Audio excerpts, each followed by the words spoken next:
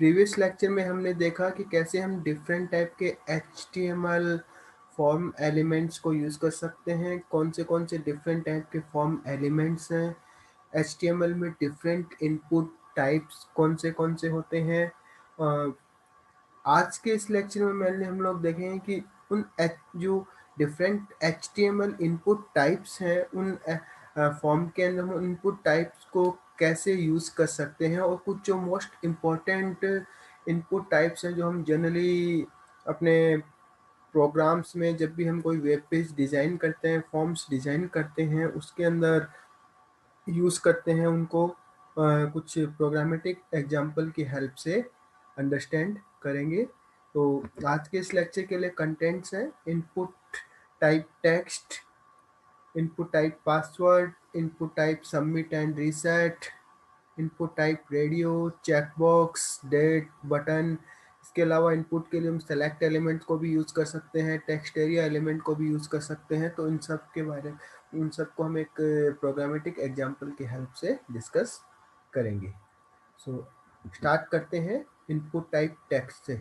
तो जैसा हम पहले भी डिस्कस कर चुके हैं कि इनपुट टाइप टेक्स्ट जो है वो HTML फॉर्म के अंदर अगर हम इनपुट टाइप जो टाइप एट्रीब्यूट है इनपुट के अंदर उसको अगर हम ब्लैंक छोड़ दें या फिर उसको स्किप कर दें, तो उस केस में जो डिफ़ॉल्ट इनपुट टाइप होता है वो टेक्स्ट होता है।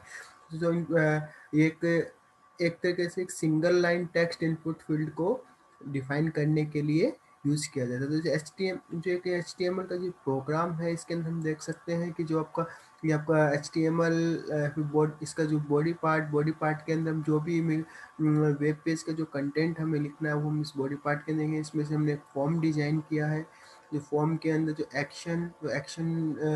Action underscore page dot PHP, तो हमने action underscore page dot PHP पे जैसे इस पे जो सबमिट बटन पे क्लिक होगा तो उसके बाद में ये रिडायरेक्ट हो जाएगा एक्शन डॉट PHP स्क्रिप्ट पे। और जो आपका इसके अलावा इसके अंदर जो हमने अभी यहाँ पे जो फॉर्म के जो मेथड है उस मेथड को स्किप किया हुआ है, तो गेट जो बाय डिफ़ॉल्ट जो मेथड होगा वो गेट होगा।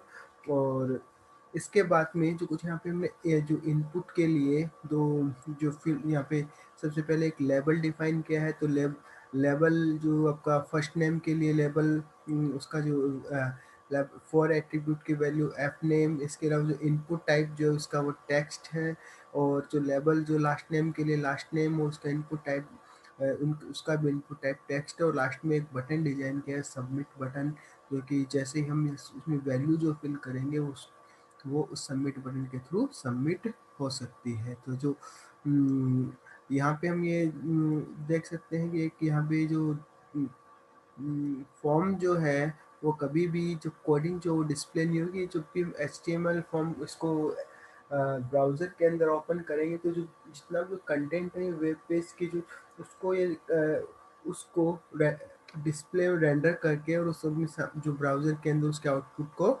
डिस्प्ले करेगा। तो जो डिफ़ॉल्ट विड्थ होती है किसी भी टेक्स्ट फील्ड की वो 20 कैरेक्टर्स के इक्विवेलेंट होती है। तो जैसे ही इस प्रोग्राम को हम एग्जीक्यूट करेंगे तो हमारा जो इनपुट टाइप जो है जो आपका टेक्स्ट फील्ड हेडर के जो H2 इसमें जो हेडिंग यूज़ किया हुआ है, उसके बाद में ये जो यहाँ पे इनपुट टाइप टेक्स्ट के लिए जो एक और ऑनलाइन टेक्स्ट इनपुट फील्ड यहाँ पे डिफाइन कर रहा हूँ इसको। यहाँ पे जैसे हम जो भी कैरेक्टर्स हमें टाइप करने हैं, जो भी इनपुट इसको प्रोवाइड करने हैं, इसके बाद में सबमिट करेंगे तो जो आपका जो इसके लिए जो एक्शन पार्ट के अंदर जो भी स्क्रिप्ट राइट की उस स्क्रिप्ट के ऊपर ये रिडायरेक्ट करेगा। तो इस टाइप से इनपुट टाइप टेक्स्ट को हम यहाँ पे यूज़ कर सकते हैं। उसके बाद में जो इनपुट टाइप पासवर्ड, जो इनपुट टाइप पासवर्ड जो है उसके अंदर यहाँ पे हम डिफाइन करते हैं वो सेम दिखने में बिल्कुल जो फील्ड होता है वो एक बिल्कुल टेक्स्ट जो हमने इनपुट टाइप टेक्स्ट डिफाइन किया फील्ड वैसा ही होता है। लेकिन डिफरेंस ये होता है कि जब भी हम input type is equal to password करते हैं तो पासवर्ड करने के बाद में जो कैरेक्टर होंगे, जो कैरेक्टर पासवर्ड फील्ड के अंदर हम टाइप करेंगे वो विजिबल नहीं होंगे, वो मास्क्ड होंगे। मास्क्ड होंगे इसका मतलब जो या तो वो एस्ट्रिक से डिस्प्ले होंगे या फिर जो सर्कल से डिस्प्ले होंगे। तो यहाँ पे जैसे कि जो भी कैरेक्टर हम जो टाइप किए हैं पासवर्ड के अंदर, वो सारे के सारे एक सर्कल से यहाँ पे डिस्प्ले हो रहे हैं। तो जो क्योंकि पासवर्ड जो सिक्योरिटी रीजन से जो भी हम पासवर्ड टाइप करते हैं वो किसी को विजिबल नहीं होना चाहिए। अगर विजिबल हो जाए तो पासवर्ड का कोई भी मिसयूज़ कर सकता है। क्योंकि इसलिए जो पासवर्ड जो है पासवर्ड कैरेक्टर को एज ए मास्क्ड कैरेक्टर यहाँ पे शो किया जाता है। तो बाकी जो इसका जो प्रोसेस है बिल्कुल जैसे इनपुट टाइप टेक्स्ट के लिए बिल्कुल सेम है, वैसे ही यहाँ पे लेबल डिफाइन करेंगे। फिर उसके बाद में एक text input type text text box यहाँ पे एक डिफाइन करेंगे। और उसके बाद में जो इन पासवर्ड के लिए इनपुट टाइप पासवर्ड, और फिर एक सबमिट बटन, जो कि जैसे हम सबमिट करेंगे तो एक्शन जो है अगेन यहाँ पे एक्शन के लिए एक जो action dot P H P एक स्क्रिप्ट डिफाइन की हुई है, जो उस पर आपका जो एक्शन जो जैसे ही फॉर्म सबमिट होगा उस पेज पे रिडायरेक्ट हो जाएगा। तो ये आपका इनपुट टाइप पासवर्ड है। उसके बाद में input type submit and reset. तो जो इनपुट टाइप सबमिट है उसे हम फॉर्म डेटा को फॉर्म हैंडलर के पास सबमिट करने के लिए एक इनपुट टाइप सबमिट को डिफाइन करते हैं। तो फॉर्म हैंडलर जो हमने एक फॉर्म हैंडलर जनरली एक वो ऐसा सर्वर पेज होता है जो कि आपके उस उसके अंदर कुछ स्क्रिप्ट राइट की हुई होती है, और वो फॉर्म के इनपुट के डेटा फॉर्म के अंदर जो भी डेटा इनपुट किया है उसको प्रोसेस करता है। और ये जो फॉर्म हैंडलर होता है हम एक्शन पार्ट के अंदर स्पेसिफाई करते हैं। जैसे कि यहाँ पे फॉर्म हैंडलर जो है एक्शन पार्ट के अंदर स्पेसिफाई किया हुआ है action underscore P H P underscore page dot P H P. जो action underscore page dot P H P है, यहाँ पे एक फॉर्म हैंडलर है। तो जैसे सबमिट बटन पे क्लिक होगा, तो सबमिट बटन पे क्लिक होने के बाद में जो भी डेटा इस फॉर्म के अंदर फिल होगा वो सारा का सारा इस पेज पे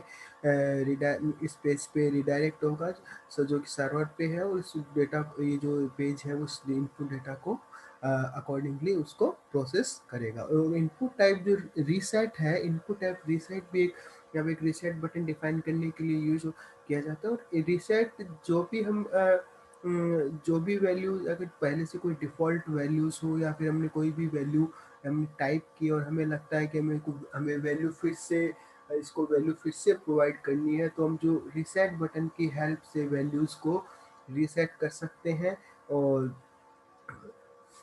और इस टाइप से हम दोनों बटन्स को यहाँ पे सबमिट और रीसेट बटन को यूज़ करके हम फॉर्म के अंदर जो भी डेटा जो यहाँ पे डेटा फिल करके सबमिट कर सकते हैं, और रीसेट बटन की हेल्प से डेटा को जो रीसेट कर सकते हैं। तो जो यहाँ पे जो अगर हम सबमिट बटन के अंदर वैल्यू एट्रीब्यूट को स्किप कर दें, उसमें आप वैल्यू एट्रीब्यूट को राइट नहीं करें, तो यह जो अपने आप में एक तरीके से डिफ़ॉल्ट टेक्स्ट बन जाएगा।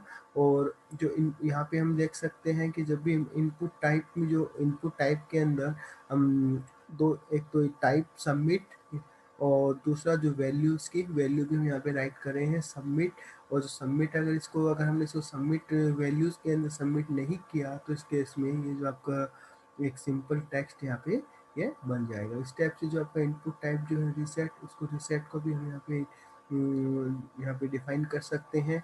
और दूसरा जो यहाँ पे बाकी जो इसके अंदर जो आपका दो टेक्स्ट बॉक्स है फर्स्ट नेम लास्ट नेम, जैसा कि हम टेक्स्ट बॉक्स पहले ही डिफाइन कर चुके हैं, उसे हम यहाँ पे टेक्स्ट बॉक्स को यूज़ करेंगे। क्योंकि जो यहाँ पे लेवल डिफाइन किया, तो लेवल के लिए हम 4 एट्रीब्यूट यूज़ करते हैं। और 4 एट्रीब्यूट जो है वो उसकी वैल्यू सेम है जो इनपुट के अंदर हम यूज़ करते हैं। इनपुट एलिमेंट के अंदर वो आईडी के अंदर वो सेम वैल्यू होनी चाहिए जो आपका 4 एट्रीब्यूट की वैल्यू है। तो इस टाइप से हम जो सबमिट बटन और रीसेट बटन को फॉर्म को सबमिट करने के लिए या फिर फॉर्म डेटा को रीसेट करने के लिए यूज़ कर सकते हैं।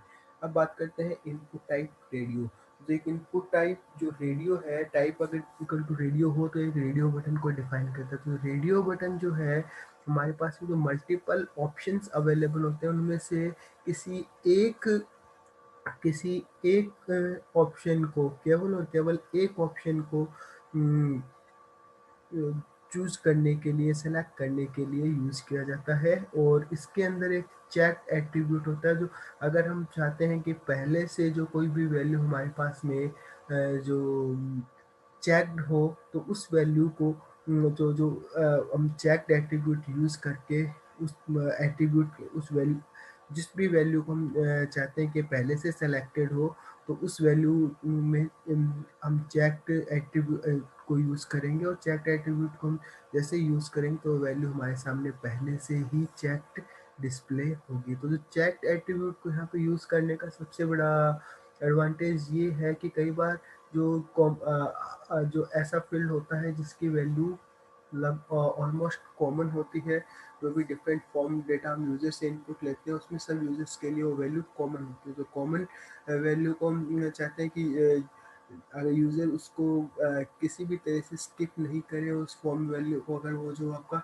उसको फिल इस केस में जो उसको फिल करे, तो उसके लिए हम किसी एक डिफ़ॉल्ट वैल्यू जो भी हमारी डिफ़ॉल्ट वैल्यू पॉसिबल है उसको हम चेक करके यूज़र के सामने फॉर्म के अंदर डिस्प्ले कर सकते हैं। और उसके बाद में यूज़र को जो भी वैल्यू चूज़ करनी है वो अपने अकॉर्डिंग उस पर्टिकुलर वैल्यू के जो सामने रेडियो बटन है उस पर क्लिक करके उस वैल्यू को सेलेक्ट कर सकता है। तो जो इनपुट था, तो रेडियो बटन के लिए जो सिंपल सा जो कोड है वो इन टाइप जो टाइप एट्रीब्यूट की वैल्यू रेडियो, और जो यहाँ पे जो यहाँ पे आईडी जो है, आईडी आईडी मेल, और जो नेम इसका जो जेंडर और वैल्यू मेल, और जिसको चेक्ड यहाँ पे हमने चेक एट्रीब्यूट यूज़ किया है तो बाय डिफ़ॉल्ट जो मेल है वो चेक्ड होगा। तो बेसिकली ये जो आपका जेंडर सेलेक्ट करवाने के लिए एक जो कोड है 3 ऑप्शन यहाँ पे mail, female and other.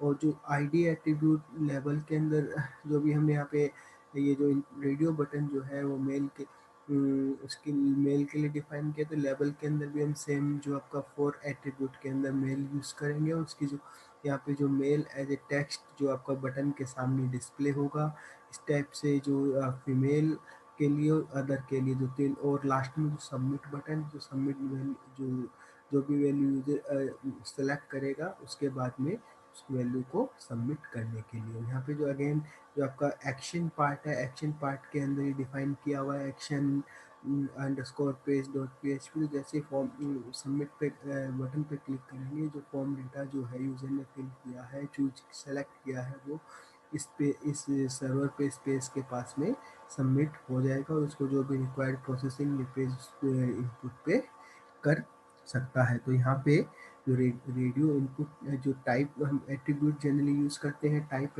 Input element के अंदर type attribute, ID attribute, name और वैल्यू।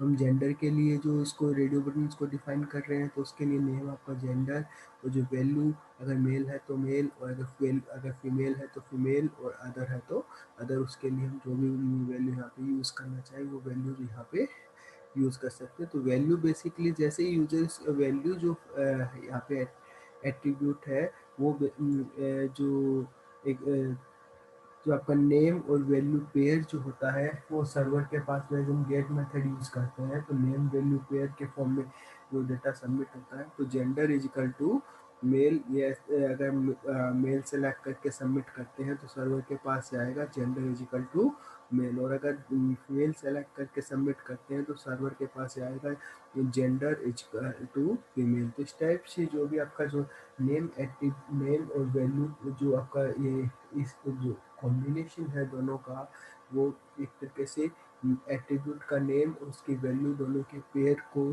फॉर्म डेटा को सबमिट करते वक्त यूज़ किया जाता है, जो कि सर्वर साइड पे डेटा प्रोसेस होगा उस टाइम।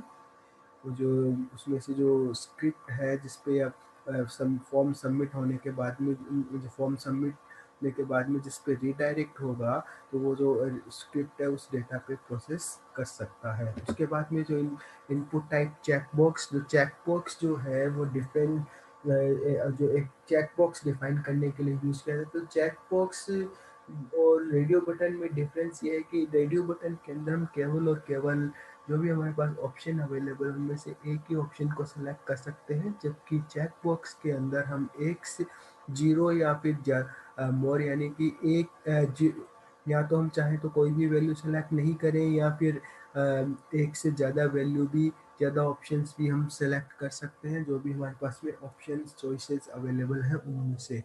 और जो आपका जो चेक्ड एट्रीब्यूट, जैसा कि हमने किसी वैल्यू को, किसी ऑप्शन को प्री सेलेक्ट करने के लिए रेडियो बटन के अंदर चेक्ड एट्रीब्यूट यूज़ किया था, इसी टाइप से हम चेक एट्रीब्यूट चेक बॉक्स के अंदर भी यूज कर सकते हैं। तो चेक तो आपका जो अगेन यहाँ पे हम एक फॉर्म डिफाइन कर रहे हैं एक्शन पार्ट के अंदर। अगेन जैसे ही फॉर्म डेटा सबमिट होगा, again action score page dot PHP में रिडायरेक्ट होगा, और उसके बाद में जो आपका यहाँ पे जो इनपुट एलिमेंट है उसके अंदर टाइप, जो रेडियो बटन के लिए टाइप रेडियो था, यहाँ पे चेक बॉक्स के लिए टाइप चेक बॉक्स, और उसके बाद में आईडी व्हीकल, जो भी हम लेवल डिफाइन कर रहे हैं व्हीकल के लिए, तो व्हीकल 1, व्हीकल 2, व्हीकल 3, जो भी जिसके लिए भी हम लेवल डिफाइन करेंगे उसके अकॉर्डिंग हम आईडी, यहाँ पे आईडी का नेम राइट कर सकते हैं। उसके बाद में जो आपका नेम, जो नेम है, नेम जैसे नेम व्हीकल 1 के लिए हम डिफाइन करें, या व्हीकल 2 या व्हीकल 3, यहाँ पे हम डिफरेंट नेम्स यूज़ करते हैं, जबकि रेडियो बटन के अंदर हमने नेम एट्रीब्यूट के अंदर सेम वैल्यू यूज़ की थी। यहाँ पे हम डिफरेंट वैल्यू इसलिए यूज़ कर रहे हैं क्योंकि यहाँ पे मल्टीपल वैल्यूज़ को सेलेक्ट किया जा सकता है। तो अगर हमने नेम सेम किया तो उसके साथ में हम कौन सी वैल्यू को एसोसिएट करेंगे, यह डिसाइड करना,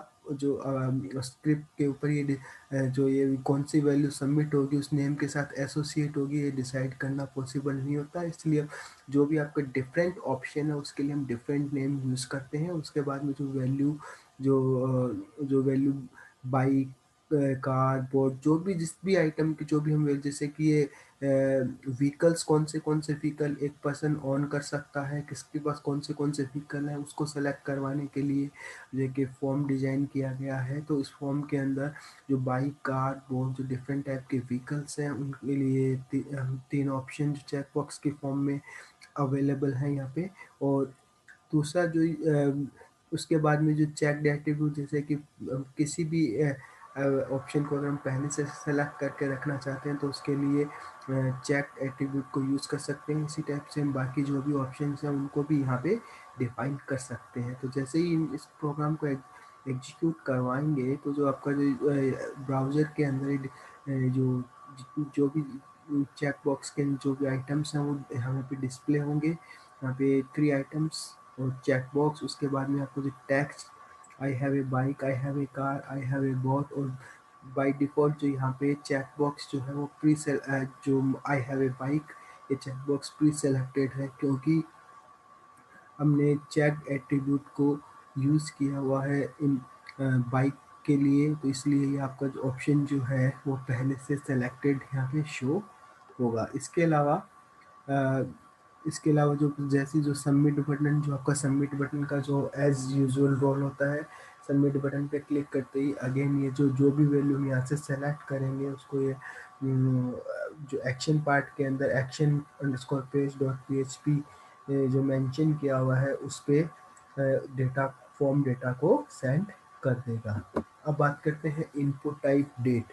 जो इनपुट टाइप डेट जो है वो एक किसी भी डेट को, यूजर से किसी डेट को सेलेक्ट करवाने के लिए यूज किया जाता है। इनपुट टाइप डेट एक बहुत ही इम्पोर्टेंट इनपुट टाइप है क्योंकि अ, अगर हमें किसी यूजर से उसकी बर्थ डेट एंटर करवाना हो और अगर हम उससे सिंपल टेक्स्ट की फॉर्म में एंटर करवाते हैं तो यूज़र जो है, डिफरेंट यूज़र उस डेट का फॉर्मेट अपने अकॉर्डिंग डिफरेंट मेंशन कर सकते हैं। जैसे कि कोई डेट, मंथ और ईयर की फॉर्म में कर सकता है, कोई ईयर, मंथ और डेट की फॉर्म में कर सकता है। तो डिफरेंट यूजर्स के लिए जो आपके डिफरेंट वे में डेट को जो स्ट्रिंग की फॉर्म में मेंशन कर सकते हैं उससे।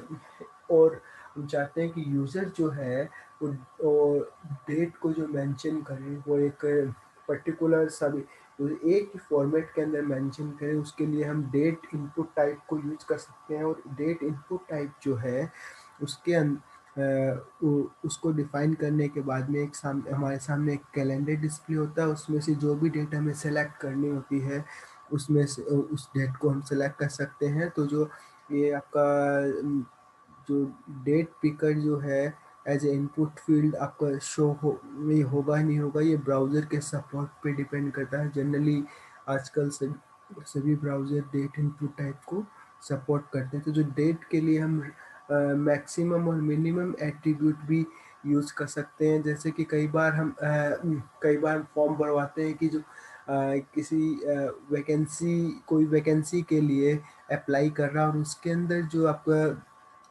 डेट जो है वो फॉर एग्ज़ाम्पल अ, उस जो किसी पर्टिकुलर कैंडिडेट का बर्थ 1 जनवरी 1995 के पहले का नहीं होना चाहिए। तो उसके लिए हम जो उसके लिए जो मिनिमम डेट डिफाइन कर सकते हैं 1 जनवरी 1995 स्टेप्स।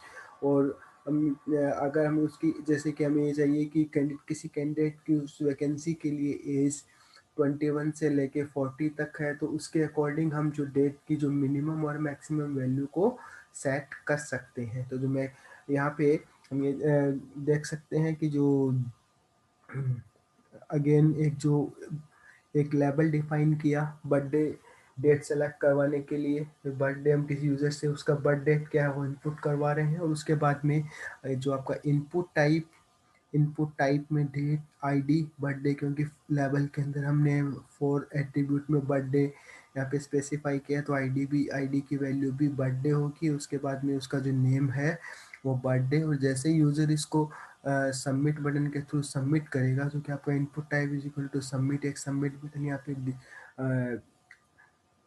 यहाँ पे कोड किया हुआ है। तो सबमिट बटन पे जैसे यूज़र क्लिक करेगा, ये action underscore page dot PHP पे इस फॉर्म को रिडायरेक्ट जो फॉर्म डेटा को रिडायरेक्ट कर देगा। तो जो कुछ ब्राउज़र जो कि आपके सफारी और इंटरनेट एक्सप्लोरर 11 या उससे पहले के जो ब्राउज़र हैं वो डेट इनपुट टाइप को सपोर्ट नहीं करते, और बाकी जो ब्राउज़र जैसे कि आपका गूगल क्रोम है, ओपेरा है, मोजिला है, ये सब डेट इनपुट टाइप को सपोर्ट करते हैं। और इंटरनेट एक्सप्लोरर 11 से अबव वर्जन जो भी है वो भी डेट को सपोर्ट करता है।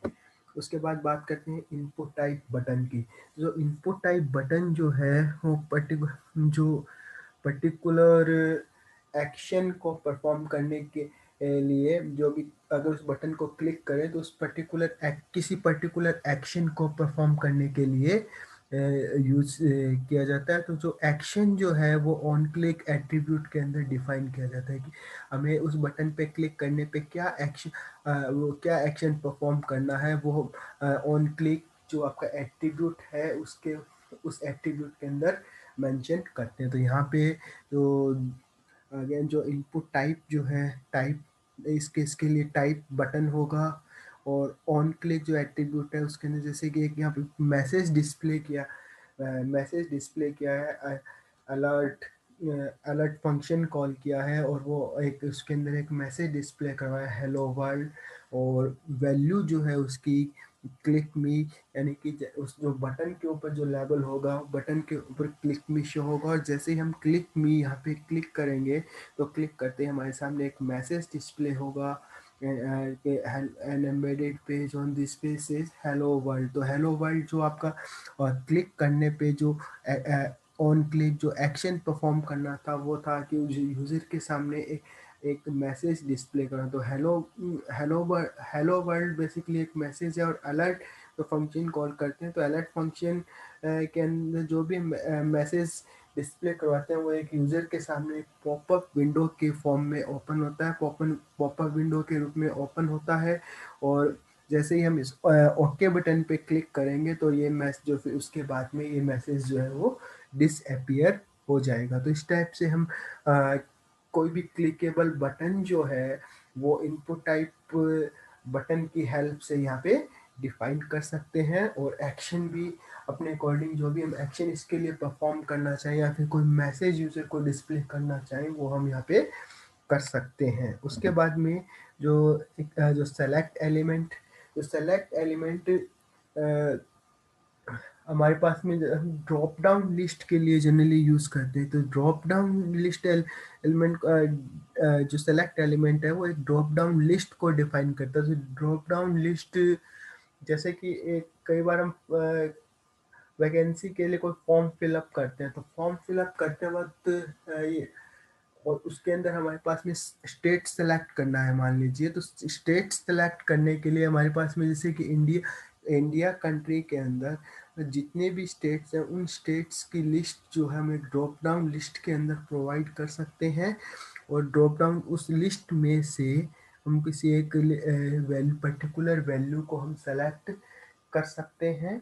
और इसके लिए जो आपका सिलेक्ट के अंदर एक ऑप्शन एट्रीब्यूट होता है। और जो ऑप्शन एलिमेंट होता है, और ऑप्शन एलिमेंट जो है वो उस ऑप्शन को डिफाइन करता है जिसे हम सेलेक्ट कर सकते हैं। तो जो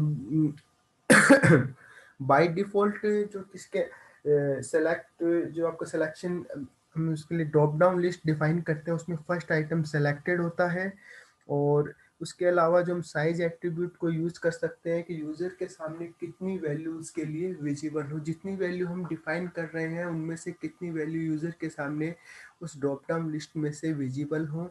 तो उसके लिए हम साइज एट्रीब्यूट को यूज कर सकते हैं। अगर साइज एट्रीब्यूट को हम डिफाइन नहीं करते हैं, साइज एट्रीब्यूट को यूज नहीं करते हैं, तो बाय डिफॉल्ट हमारे सामने एक की वैल्यू डिस्प्ले होगी। और मल्टी मल्टीपल सेलेक्ट जो आपका ड्रॉप डाउन लिस्ट है उसमें से मल्टीपल वैल्यूज को भी सेलेक्ट कर सकते हैं अगर हम मल्टीपल एट्रीब्यूट को यूज करते हैं। तो जो मल्टीपल एट्रीब्यूट को सेलेक्ट करने के लिए हमें जिन जिन एट्रीब्यूट्स जिन जिन वैल्यूज को सेलेक्ट कर मल्टीपल वैल्यूज को सेलेक्ट करना है, तो जिन जिन वैल्यूज को हमें सेलेक्ट करना चाहते हैं उन पे फर्स्ट वैल्यू को सेलेक्ट करने के बाद में सेकंड वैल्यू को सेलेक्ट करने के लिए हमें वहाँ कंट्रोल के साथ में विंडोज यूज कर रहे हैं ऑपरेटिंग सिस्टम, तो कंट्रोल के साथ में उसको वैल्यू पे क्लिक करना पड़ेगा, उससे जो मल्टीपल वैल्यूज को हम सेलेक्ट कर सकते हैं। तो यहाँ पे हम देख सकते हैं कि जो एक लेबल डिफाइन किया,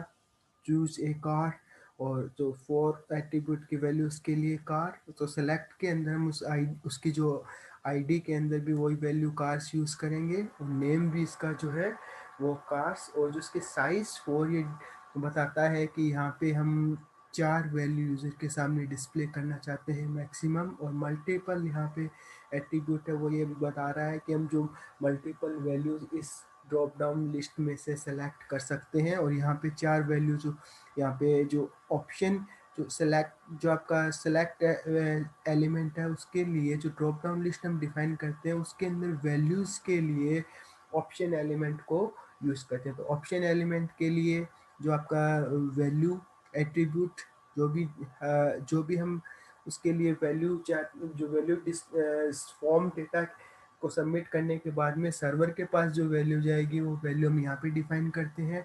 और उसके बाद में जो आपका जो भी टेक्स्ट उस वैल्यू के लिए डिस्प्ले करवाना है, तो वैल्यू वोल्वो के लिए अगर हम टेक्स्ट वोल्वो डिस्प्ले करवाना चाहते हैं तो यहाँ पे भी वोल्वो राइट करेंगे।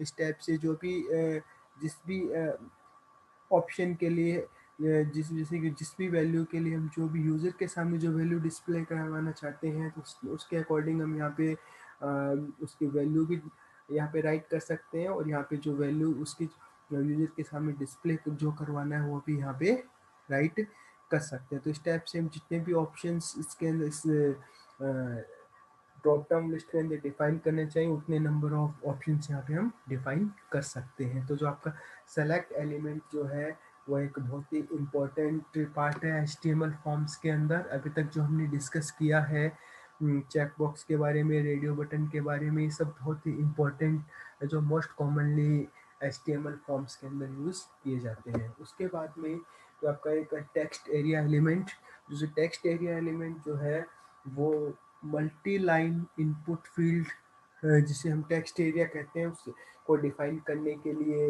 यूज किया जाता है। अभी तक हमने देखा कि जो इनपुट टाइप टेक्स्ट यूज करते हैं वो एक टेक्स्ट फील्ड को डिफाइन करता है जो कि उसकी बाय डिफॉल्ट विड्थ 20 कैरेक्टर्स होती है। लेकिन अगर हमें मल्टी कॉलम और मल्टी लाइन और मल्टी कॉलम अगर हमें कोई भी टेक्स्ट यूजर से इनपुट करवाना हो तो उसके लिए हमें टेक्स्ट एरिया एलिमेंट डिफाइन करना पड़ेगा। उसके अंदर जो 2 एट्रीब्यूट्स होते हैं रो एंड कॉलम, और इसके अलावा जो नेम जो उसके अंदर हम यूज़ कर सकते हैं। नेम जो है जो भी यूज़र के पास में उसके लिए यूज़र के पास में जो भी डेट उसके लिए जो इस टेक्स्ट एरिया में जब भी हम सबमिट करेंगे तो जो सर्वर के पास में फॉर्म डेटा जब सबमिट होगा तो अ, उस नेम एट्रीब्यूट से उस टेक्स्ट एरिया के अंदर जो भी वैल्यू जाएगी उस वैल्यू को एक्सेस किया जा सकता है। तो जो रोज हैं वो कितने नंबर ऑफ लाइन्स हमें चाहिए उसके लिए हम रोज एट्रीब्यूट को यूज़ करते हैं। और COLS कॉल्स जो एट्रीब्यूट है कितने नंबर ऑफ कैरेक्टर के इक्विवेलेंट हमें वेट चाहिए उसके लिए हम कॉल्स एट्रीब्यूट यूज़ कर सकते हैं। तो जैसे कि यहाँ पे जो कॉल्स इज इक्वल टू 30 इसका मतलब ये है कि जो विड्थ जो होगी इस टेक्स्ट एरिया की वो 30 कैरेक्टर के इक्विवेलेंट होगी। और रोज इज इक्वल टू 5 यानी कि हम इसमें जो इसकी जो हाइट है वो 5 लाइन की हाइट की जितना इसकी हाइट होगी। और इसके अलावा जो इसके अंदर हमने बाय डिफॉल्ट जो यहाँ पे टेक्स्ट टाइप किया है वो welcome to MLB government college Nokha. ये इसके अंदर जो बाय डिफॉल्ट जो टेक्स्ट है ये है और ये टाइप किया है। उसके बाद में एक सबमिट बटन यहाँ पे यूज़ किया हुआ है। तो सबमिट बटन की हेल्प से हम वैल्यू को जो भी है फॉर्म डेटा को सबमिट कर सकते हैं। और जैसा कि हम यूजुअली सबमिट बटन की हेल्प से अभी तक करते आए हैं। तो आज के इस लेक्चर में हम लोगों ने देखा कि डिफरेंट टाइप के जो इनपुट्स हैं HTML के अंदर इनपुट कंट्रोल्स जैसे कि टेक्स्ट है, पासवर्ड है, सबमिट एंड रीसेट है, रेडियो बटन है, चेक बॉक्स है, ड्रॉप डाउन लिस्ट है, डेट है, इन सब। और जो साथ साथ में आपका जो टेक्स्ट एरिया है इन सब को हम कैसे एक HTML फॉर्म के अंदर यूज कर सकते हैं और यूजर से और एक वेल डिफाइंड फॉर्मेट के अंदर डेटा को कलेक्ट कर सकते हैं। Thank you.